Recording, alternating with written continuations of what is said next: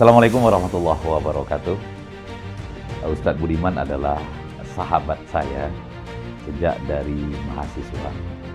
Dan beliau sudah berpengalaman di DPRD Kota Padang dan juga sekarang sedang menjabat di DPRD Provinsi Sumatera Barat.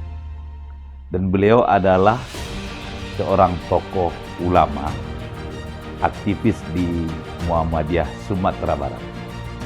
Dan beliau putra daerah Luak Nangku. Dan saatnya di pilkada serentak ini, ulama yang aktivis untuk memimpin Kabupaten Tanah Datar.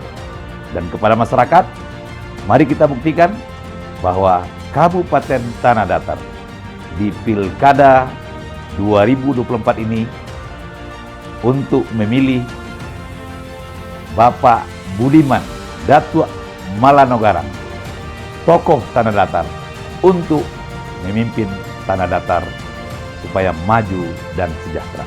Terima kasih. Assalamualaikum warahmatullahi wabarakatuh.